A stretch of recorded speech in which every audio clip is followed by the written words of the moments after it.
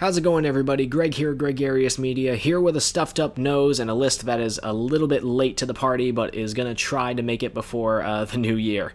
This is my list of the top 10 worst albums I just happened to hear in 2019, and when I say the worst albums, these are ones I had genuine interest in checking out, so already off of my list is AJR and Puddle of Mud, who I have seen on numerous worst lists this year, but I didn't have any interest in checking those out, so you won't be seeing them here.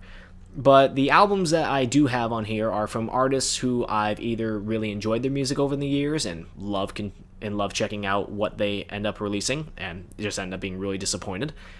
Artists who I never gave a chance before, and I figured, well, why not? Better late than never. And sometimes albums just I check out on a whim because other releases weren't really interesting me all that much, and I still had a slot that was open, and I thought, well, why not? Let's listen to this and see what happens.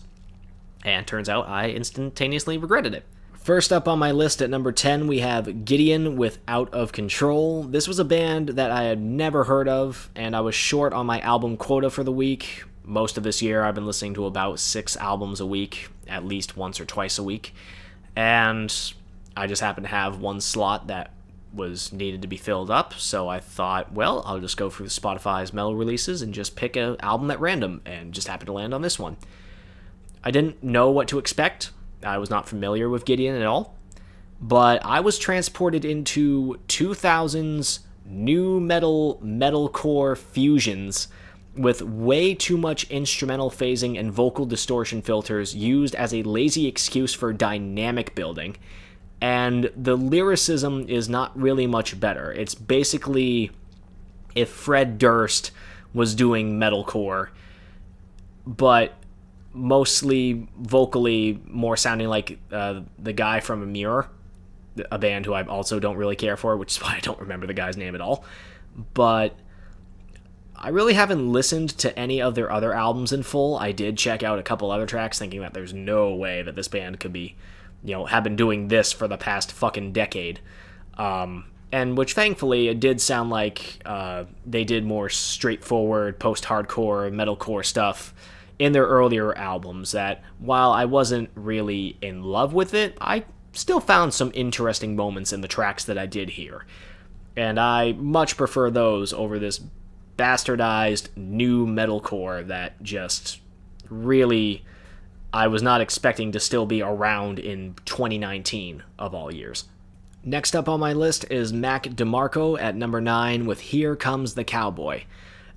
This is an artist who I never did listen to a full album of his, but in my college years from 2013 to 2017, I did hear a fair amount of his music in the background, and I did enjoy it, primarily as background music. Admittedly, I never went out of my way to check out any of his albums after the fact, but I figured better late than never. He came out with a new album this year. Let's see what I've been missing. And I guess this is the first album that he's done completely independent. I guess he was on a label previously, and this is his first truly independent release.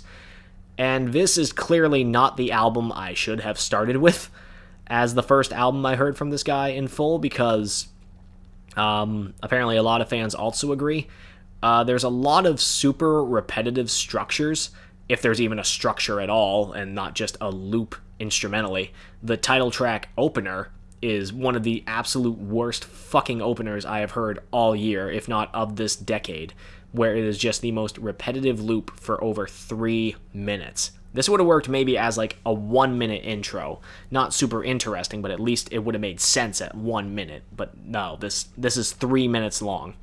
And there's some weird, questionable choices instrumentally as well when he does decide to experiment, like Choo Choo and Baby Bye Bye, which for some reason to me comes off as weird Midnight Vulture B-sides of Beck, but redone in such an awful way that I don't really understand how it could sound like a Beck B-side, but just in the absolute worst possible way. He decides to throw in these weird funk elements on certain songs that when he does decide to switch things up a little bit, and it just the entire project really just comes off as unfinished demos mixed into an album state. that clearly should have had more thought in the actual song structures and progressions as opposed to just the mixing of it all, because a lot of these songs just sound unfinished, just loops on loops on loops with not a lot that's interesting, and when he does decide to change it up, Mac just does not execute it well at all on this project. I still want to go back and listen to some of his previous work because a lot of my friends have recommended that, and I will go back to that, but this is clearly not the album I should have started with. At number 8, we have Kanye West with Jesus is King. This decade for Kanye on a musical and personal level has been all over the place. I've enjoyed most of the output that he's had this decade, up until his most recent album, Ye, which I thought was just good. And I love a lot of Kanye's other work, even Life of Pablo, for as scattershot of an album as that is. The high points on there are so extremely high. It's easily some of the best material that Kanye's recorded up until this point. And while there aren't really any bad moments on Ye, I didn't really find a lot that I would go back to and be like super impressed with. It lost its luster pretty quick for me. So I was a little bit worried when he announced that he was going to release another album following it up later in 2018 called Yandi, which I thought, okay, so this will be maybe sort of in the vein of Yeezus, but maybe somewhere like Yeezus mixed with Ye, sort of sonic trajectory. And of course, that got scrapped. And then we got Jesus is King. And the delay for dates and stuff on this was just insane, as per usual with a Kanye record. But this is also the first time that Kanye is doing a full-on gospel, quote-unquote, gospel record. Because gospel isn't really a new field for Kanye. He's mixed it in with his music plenty of times previously throughout different albums. But this is the one where he just dives directly into the genre and has more of a gospel tinge than just sort of like spices. It's more like the main course. And sonically and topically, this is definitely different from any other Kanye record in terms of sort of a consistent anything, really. The album starts off all right. I actually enjoy the first 3 tracks. Sella and Follow God in particular, I think had great production. And while lyrically I don't really care much for what Kanye was saying, at least his delivery and his flow were on point. And again, the production was great. So I didn't think I had much to worry about. Then we got to the memed to death, closed on Sunday, you my Chick-fil-A bullshit that just nosedived the quality completely, and the album really couldn't get itself back up off the ground after that for me. Kanye's singing is absolutely garbage on here. Auto-tune or not, I don't even remember which songs if he did use auto-tune at all. I just remember that anytime he was singing, I felt like my ears were just grating. And the production on here is either great, like the first 2 tracks, or just super cheap, like On God and Hands On. On God has the absolute cheapest fucking synth line I have ever heard. That's not Casio bad, but it really does not sound like one that Kanye should have put on here. He could have chosen at least some better MIDI effects. This sounds like some cheap MIDI effect loop that I could have gotten off of GarageBand. And Hands On, which I did initially like, the more and more I listened to it, the more and more I could catch different mixing issues with the hands-on background vocals and Kanye's verse kind of sounding a little bit jumbled in places when it came to the mixing. And really, the vocal mixing on here is the absolute worst in terms of anything mixed in here. Use This Gospel, which I think is one of the highlights on here, just because of Eclipse Reunion alone. Kanye's vocal mix, Pusha T's vocal mix, and No Malice's vocal mix sound like they're in different parts of the room. Like, right as one verse goes into the other, it just sounds like No Malice is in one corner, Pusha T is in the other. It sounds like he may have recorded this off of a phone. And Kanye, I don't know where the hell he is. He's either way up at the mic or he's not for a lot of this album. But this song in particular, he was way up at the mic, and the other two just were kind of there in the room. And Kenny G's sax solo, I will give some credit, is pretty dope. But it's kind of structured weird as it comes right after No Malice's verse. It's just the saxophone, and then a beat comes in for less than 30 seconds. And it's a really good beat, but the structure is just way off on the song. I mean, overall, just to sum it up, is that this is easily Kanye's worst album to me, because this is the most rushed album that I think he's ever made, and I don't think he can The Life of Pablo his way out of this one. This one is just the most surface level I love God lyrics I have heard all year. And I listened to a goddamn Skillet album, and somehow that didn't make the list. And maybe it's because I had, I guess, some level of expectation with Kanye, whereas Skillet I knew was going to be garbage anyway. But somehow they just scaved away from this list, and Jesus is King did not. So, yeah, this is Kanye's worst album by a fucking mile, and I hope that he does make quote-unquote secular music again, because that's where, even if lyrically this decade has had some highlights and some really low points in Kanye's career, at least it was entertaining. This just isn't. Following Jesus is King is an album I really shouldn't have had any expectations for, but I guess for some reason I did, and that was Lil Pump's Harvard Dropout. Lil Pump was an artist who I never listened to for lyrical content. That was never the point of his stuff. Like, if you listen to him for trying to get really deep, dope bars and rhyme schemes, you were going to hate him. And I initially did too.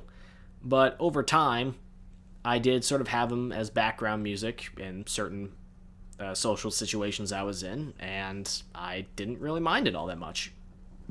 If I listened to Lil Pump for just energy, he works. So when an album was coming through, was finally announced that, hey, the Harvard Dropout meme, he finally actually has it being released as an album. 16 tracks with mostly more polished production, though still very stripped back and minimalist overall compositionally. And Pump at least switching up his flows a little bit more, but topically somehow being just as derivative as before, and somehow worse than he was before, making it much more apparent, I think, because of the more slicked back production and Pump actually putting an effort into his flows. This album just lost so much appeal to me so fast, and I didn't really like it the first time I heard it, but I'm like, okay, maybe there's something I'm missing here, because at least there's some songs on the mixtape that I could go back to as background music and be like, yeah, I could still have this in the background. But there's nothing on this album that I would even want in the background either. The hooks are not nearly as catchy as before, and most of them are pretty interchangeable, considering most of the hook flows are virtually the fucking same thing. It is Lil Pump reciting a couple of bars here and there with a few ad-libs in the background. Very rarely do the hooks ever switch up, and if they did, it's pretty unmemorable, because I cannot think of any song in particular where that was the case outside of him doing a "You're such a fucking hoe, I love it" song. Outside of that, there's not really any discernible hook that I can really recite. Really, the entertainment value of Lil Pump is just kind of gone for me. And I can't think of any feature that he did this year, outside of like the Deadpool 2 one with French Montana, that I gave a shit about. So, yeah, I don't know what Lil Pump has going for the next decade, but he's got to either switch it up, or he's got to stop. Because there's no way that anyone's going to be taking any of his shit seriously if this is what's to continue on into the next decade. Somehow worse than Harvard Dropout, though, for me, was Chance the Rapper's The Big Day. His debut album, finally here in 2019 after 3 pretty solid mixtapes, two of which, Acid Rap and Coloring Book, are hailed very highly as some of the internet's favorite mixtapes of those particular years they were released, if not even the decade. So was this album, the finally debut album, worth the wait? Not even close. This is over an hour of just a hodgepodge sonic mess, with Chance unfortunately being the worst part of his own album. Topically, this is far too narrow. The whole I love my wife meme pretty much encompasses over 50% of this album. And it's just driven into your skull. Chance's singing is far from his best work. And the instrumental palette is just all over the fucking place. There's hip house, pop rap, some like neo-soul infused like rap of like the early 2000s, which do kind of work production-wise. And then there's some that I don't even know what the fuck is going on with the final track there, where it tries to throw in some more tribal African rhythms over some really clunky electronic production. It just does not work a lot of the time, and there's really only about like an EP's worth of good tracks on here. If The Big Day ended up being more along the lines of what Kanye did last year with the Surgical Summer releases, the 7-track EP style stuff, this would probably be a lot better. But instead, you have 22 tracks, 3 skits, I believe there were 3 or 4, I don't remember. But those skits were pretty pointless, but somehow were actually decent buffers between shit songs to shit songs. So, yeah, The Big Day really needed a lot more attention and just a lot more, like, trimming of the fat, because maybe there could have been EPs of, like, certain songs in this style and, like, another EP of a certain song in this style, because this album is just all over the goddamn place. Sonically and lyrically, it is just far too narrow. And Chance himself is, unfortunately, the worst part of his own album. And that's what really sucks, because Chance really has released some great work on Acid Rap and Coloring Book, and you can even argue some of the 10 Days tape. And even some of the more recent singles that he released, either, I think it was late last year or 2017, were actually pretty solid. But this is just unbearable. This was not worth over an hour's worth of listening. And that's not time I'm ever going to get back. Next on this list, we have Avril Lavigne with Head Above Water. And this was an artist who I never really gave too much of a chance, album-wise. She was much bigger when I was in middle school, granted in like the early to mid-2000s. And I did like some of the singles. Even to this day, you could put some of those older songs on, and I'd probably sing along to them. I don't think they were bad at all. Admittedly, I never really listened to an album of hers in full, though, so I figured this is sort of like a comeback album of sorts. I mean, this is a pop rock juggernaut who basically came back after fighting Lyme disease and having other personal, happenings, going on between her last self-titled album to now. So with the title track being as such an excellent single as it was, I was actually really intrigued to see where she was going to go with this album. And as the opening track, the title track, Head Above Water, is a solid opener. But every track from Birdie, which is number 2, all the way to the last track, it just sinks deeper and deeper into the shithole of Avril's worst traits from her worst singles that really was sort of the reason why I didn't want to listen to a whole album of hers. Songs like Dumb Blonde, which is a decade far too late to start ripping off Holla Back Girl, and Bigger Wow, how the fuck that song even passed through, I don't know how, to like really faux inspirational topics that really would have worked maybe last decade, such as Birdie or Warrior. These songs just sound like they were throwaway ballads that could have worked maybe back then, but post fight song. These type of lyrics just are bad. And Fight Song is an awful fucking track. And if I have to recite the name of the person who made Fight Song, you know what fucking song I'm talking about. Post that fucking song. Just, these sort of tracks just do not have any luster anymore. And a lot of tracks like that are on this album, which sucks. Because honestly, if there was just more focus on Avril's personal stuff, and the quality of it being as good, or at least close to good, as the title track opener, this would have probably been a really solid return. But this was just a blip on the radar and just sort of fell off. And, I mean, if Avril really wants to continue music, she really has to step her game up, because this is not what anyone really wants to listen to at the tail end of the 2010s. Following that up with another band who I never really gave too much of a chance in terms of albums, though I did enjoy a lot of the previous songs that they had released, Zac Brown Band's The Owl. I never really went out of my way to listen to them all that much, but I saw they had a new album out and thought, well, I haven't listened to a lot of country this year, and the songs that I did like from them were pretty solid. So, why not? Let's give this album a shot. And this album, sure as shit, is not country, or at least not the good kind that this band was once able to produce. The bastardization of country pop electro-fusion on here is just unbearable throughout the majority of this album, and the lyrics are completely midlife crisis material. On my way, OMW, get the fuck out of here with that nonsense. All the instrumentals on here are bland at best. Songs in particular I can think of that I actually wrote down here,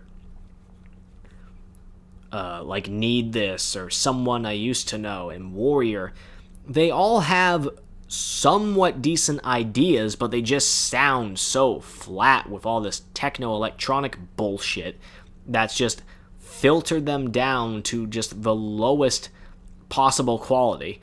And then there are some songs like Me and the Boys in the Band and God Given, where they decide to throw a little bit of funk in the mix that sound like throwaway background music to like old porn videos. Like, is this really what Zac Brown Band wanted to do, or is this just what Zac Brown wanted to do, and then they just threw the band title on there because it sounded like, and I didn't listen to this album, but Zac Brown came out with a solo album shortly after this, with almost literally the same style of music. Why, then, was this the album that was listed under the band? Because there doesn't sound like a band anywhere on this project. Zac Brown just Maroon 5'd his whole entire fucking band for this album. And arguably, this is even worse than Maroon 5's last album. Like, actually, I haven't listened to Maroon 5's last album, so I mean, this is just as bad as some of the previous singles that Maroon 5 have released, at least. This is just awful. And hopefully Zac Brown and the band, if they're even still there, get their shit together and make a really good country, outlaw country, country rock, country pop album, whatever the fuck they want to do, just not this. Into the top 3 is another artist who I never really gave much of a chance in terms of his previous discography, but I figured, why not? Is Logic, with Supermarket.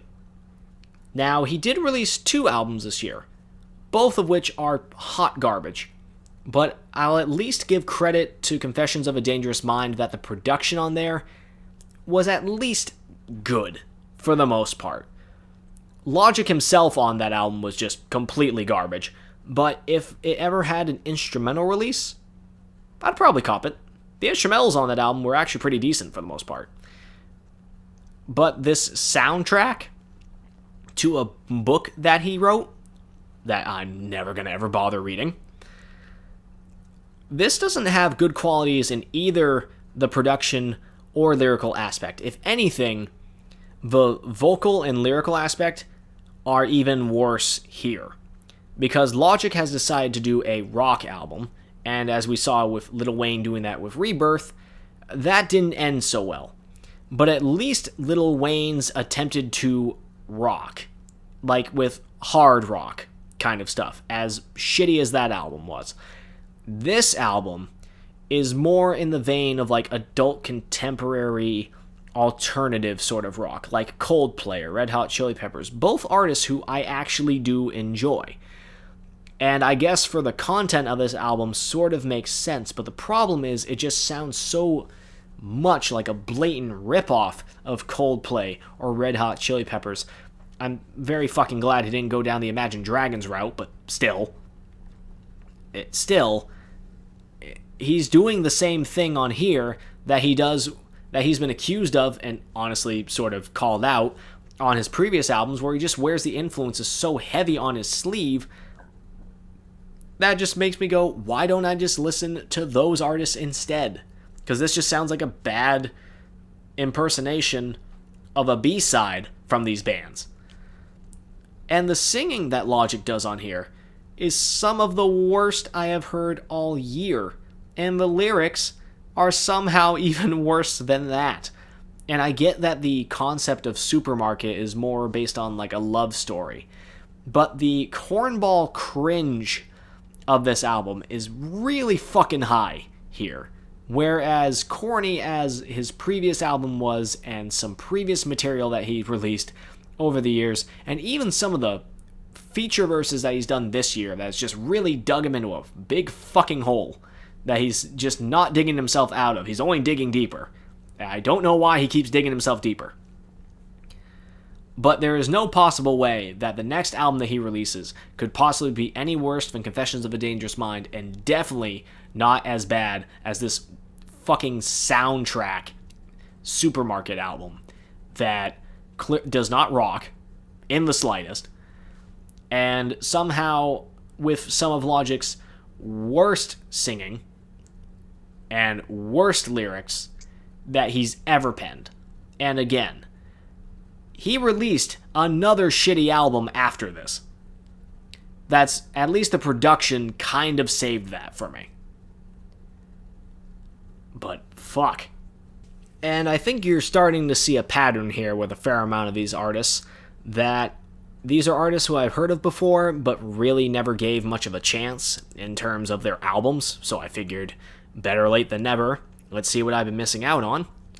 And one band, for whatever reason, got the better curiosity of me, was Papa Roach.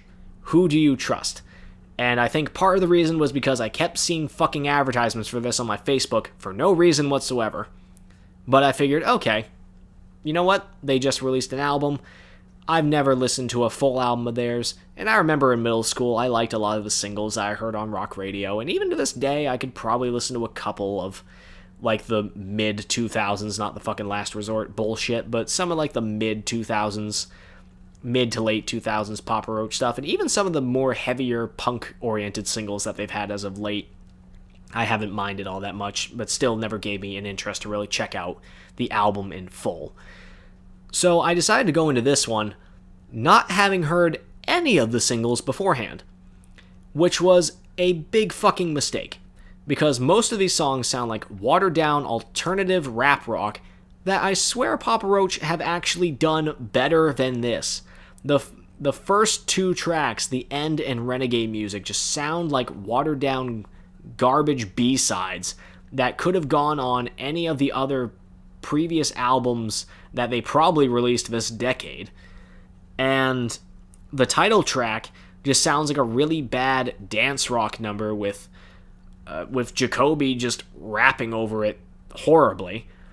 And then there's the Imagine Dragon wannabe style fusions that somehow are even worse than Bullet for My Valentine's interpretations of Imagine Dragoning their style, with tracks like Elevate and Top of the World sounding so electronically tinged that there's just no real teeth to any of it.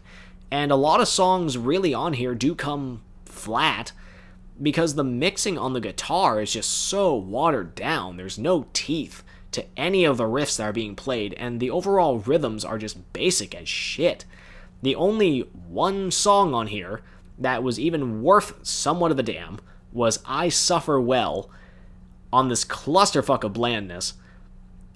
And it's under a minute and a half. Like, there should be more to this than a minute and a half worth of a highlight. Like, I Suffer Well was just like some bullshit cock tease. And I was like, okay, if you did a whole album that was more like this, I probably would have given a shit. But, yep, I guess that was my mistake. Now, Papa Roach would have been my number one. It honestly probably would have been, if it wasn't for this one specific album that came out this year. From a YouTuber who I used to watch while I was in college, and I've sort of watched on and off since college, even after the whole channel controversy of the shit management and treatment of other people who were on the channel at the initial time of its launch. And really, in retrospect, I don't know why. I guess in a way I enjoyed this guy's commentary on certain movies and cinema-related stuff, and I mean, a lot of his content did have some cringe humor, but cringe humor is something that I'm actually okay with as long as it's executed good and that there's a level of self-awareness to it. And for a while, that was the case. But I had stopped watching for a while, and then I realized there was a review of Pink Floyd's The Wall. And I thought, well, let's see how this turned out. And Doug Walker, aka the Nostalgia Critic, made a satire parody recreation of Pink Floyd's The Wall that I guess is quote-unquote a review. And it is the absolute worst fucking thing I have heard this entire decade. The only positive I will even somewhat give it, and which is more like a passing grade in this particular case, is that Rob Scallon at least did a pretty faithful recreation instrumentally of the album, even if it does sound kind of cheap. I'm pretty sure probably whatever conditions he was under to get this done at a reasonable time period probably had to rush out a few things. But everything else about this album is just beyond awful. It's not even the so bad it's good kind of funny cringe shit that I like. No, this is just garbage. Straight fucking garbage. Doug's singing is so off pitch, far too many times to count.